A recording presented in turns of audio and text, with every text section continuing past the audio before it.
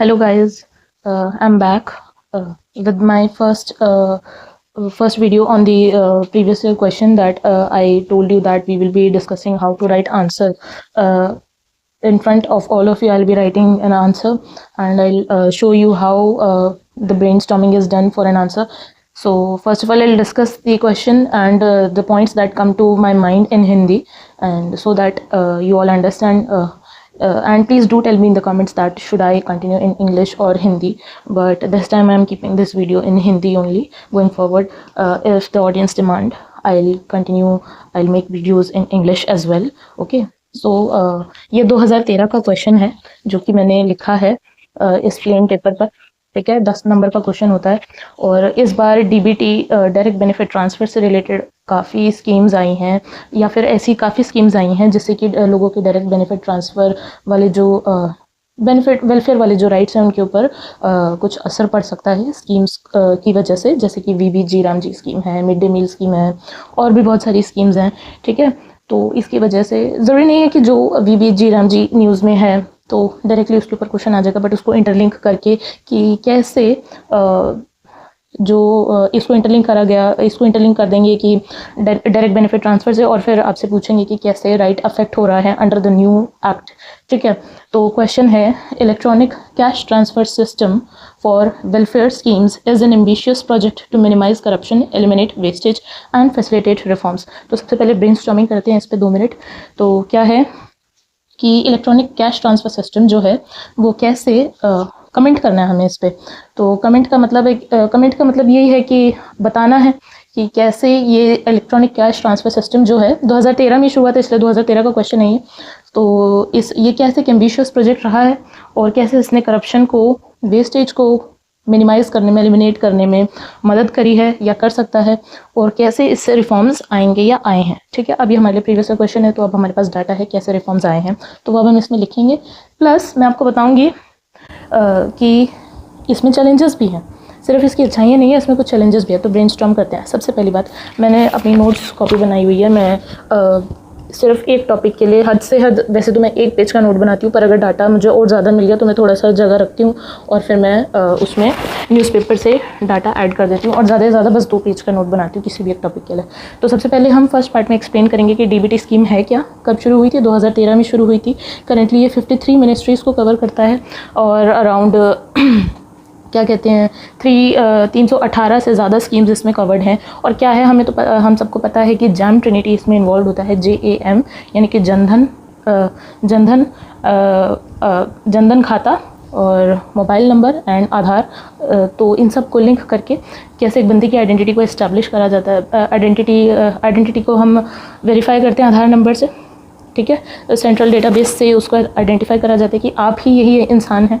उसके बाद आपके अकाउंट में आपके आधार नंबर से जो भी मोबाइल नंबर और बैंक अकाउंट नंबर है, बैंक अकाउंट नंबर को बैंक अकाउंट में अमाउंट ट्रांसफ़र करा जाता है as a direct benefit transfer, और मोबाइल फ़ोन पर नोटिफिकेशन आ जाता है। या कई बार लोगों के पास बैंक अकाउंट नहीं होता तो ABS आधार पेमेंट ब्रिज APB आधार पेमेंट ब्रिज से बैंक अकाउंट होने की ज़रूरत नहीं है। आपका आधार नंबर ही आपका as a bank account act करता है और डायरेक्ट आपके मोबाइल पर ही अमाउंट आता है।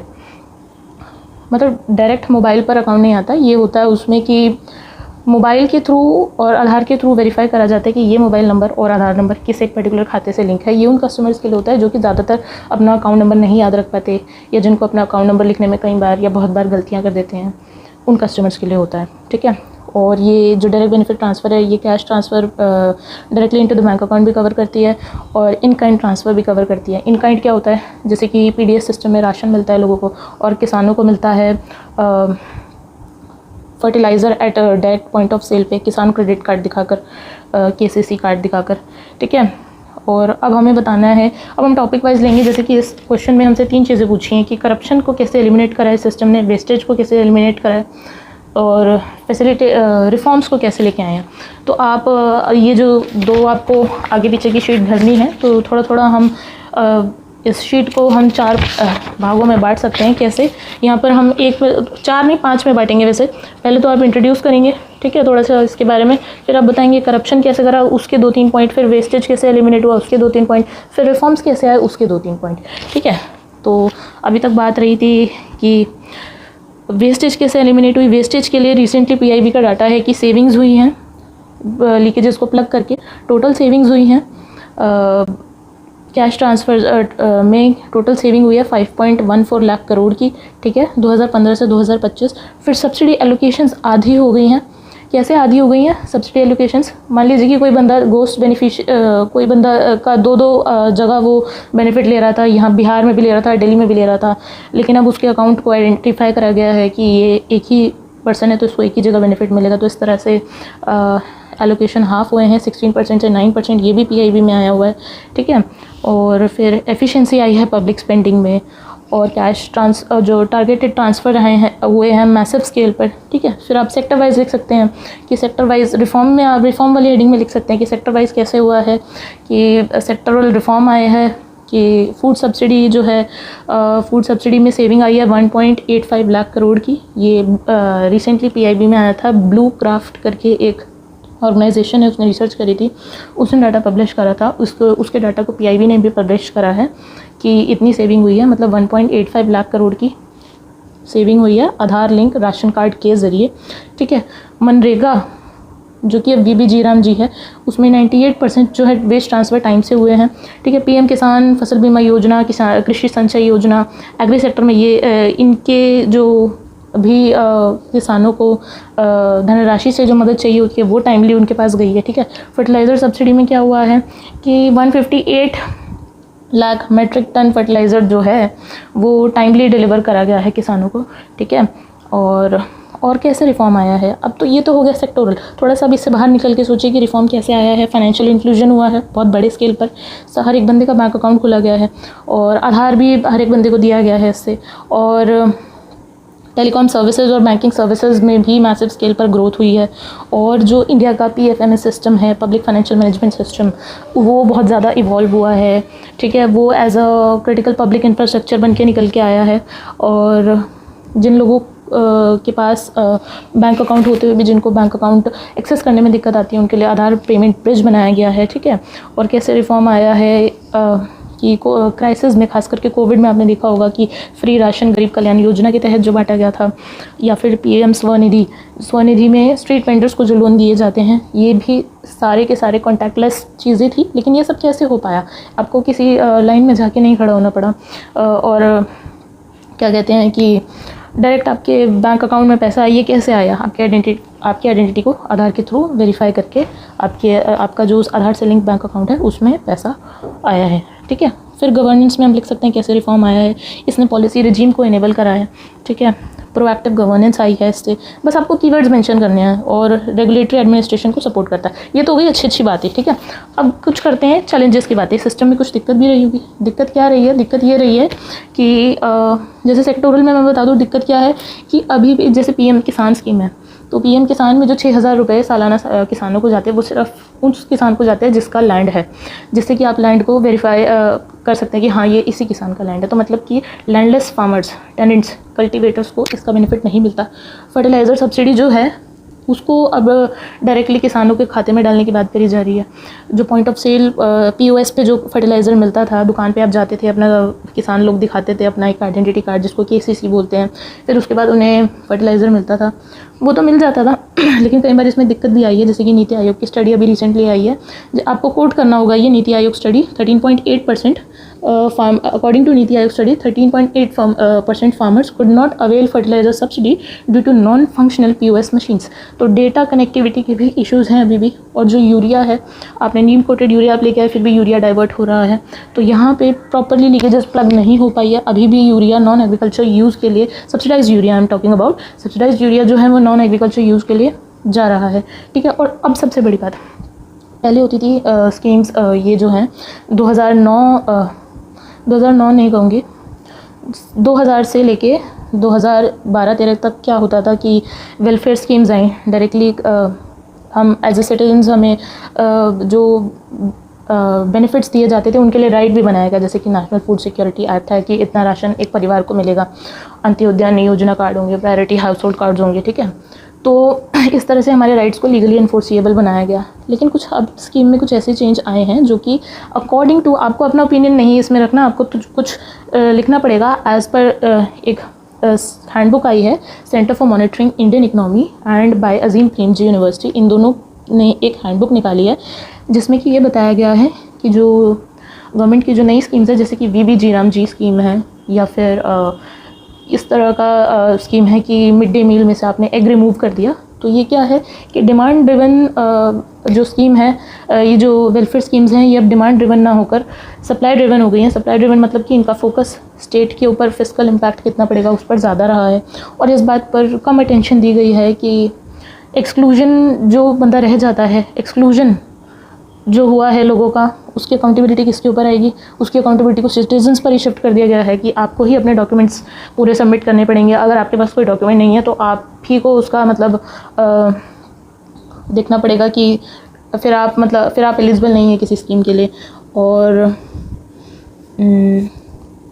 कंसेंट का कोई कंसेंट इसमें नहीं देखा गया, मतलब कि कंसेंट मतलब है कि आपको आना ही पड़ेगा, ये जो डिजिटली जो बेनिफिट ट्रांसफ़र हो रहा है आपको इसके दायरे में आना ही पड़ेगा। आप नहीं आएंगे तो कोई और ज़रिया नहीं है कि आपके पास ये बेनिफिट आ सके, तो कंसेंट का इसमें कोई वो नहीं है। और ये भी कहा गया उस हैंडबुक में कि डिजिटलाइजेशन जो है हुआ है ये लोगों से, स्टेक होल्डर से कंसल्ट किए, जो ग्राउंड पर जो स्टेक होल्डर्स हैं उनसे कंसल्ट किए बिना ज़्यादा हुआ है, ब्यूरोक्रेसी को ध्यान में रखकर ज़्यादा ये किया गया है, ठीक है। ब्यूरोक्रेसी का मतलब इसमें इन्वॉल्वमेंट ज़्यादा रहा है बजाय कि सिटीजन्स के, जो ग्रास रूट लेवल पर जिसका इसमें राइट अफेक्ट होना था उसका इन्वॉल्वमेंट कंसल्टेशन में कम रहा है, ठीक है। ये आप चैलेंजेस बता देंगे और फिर आप एंड में आप क्या बताएंगे, आप बताएंगे नीड, ज़रूरत अब हमें, या फिर वे फॉरवर्ड यही है। इसका सब कुछ सही है, आप कर रहे हैं, आपने बेनिफिट दिया, डायरेक्ट बेनिफिट ट्रांसफ़र दे रहे हैं आप, ठीक है, लोगों के पास डायरेक्टली उनके बैंक अकाउंट में पैसा जा रहा है, आपको भी सेविंग हो रही है। लेकिन प्रॉब्लम क्या है कि आपने इन स्कीम से क्या होता है, डिजिटली जब आप हर जगह आप डिजिटाइज कर देते हैं तो एक तो सिटीज़न के पास कंसेंट नहीं रहता, उसके पास चॉइस नहीं है, आपने उसकी चॉइस रिड्यूस कर दी, कंसेंट उसका ख़त्म हो गया, ठीक है।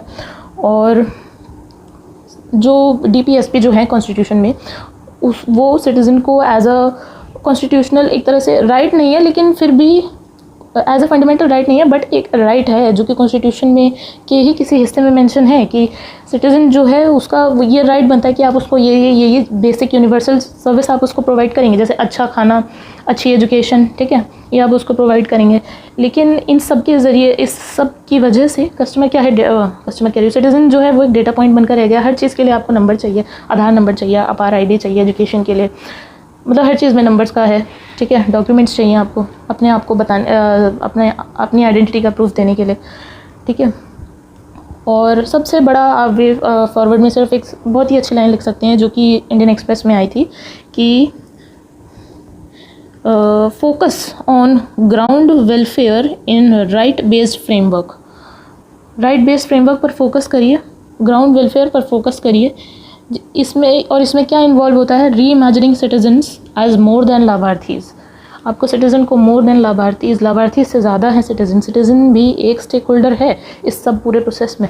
उसको आप ये मत सोचिए कि वो आपकी मर्जी पर डिपेंड करता है, उसको भी एज अपने साथ एक स्टेक होल्डर लेकर चलिए, और उसके भी पर्सपेक्टिव का कोई भी चेंज लाने से पहले उसका ध्यान रखिए, उसको इन्वॉल्व करिए इसमें।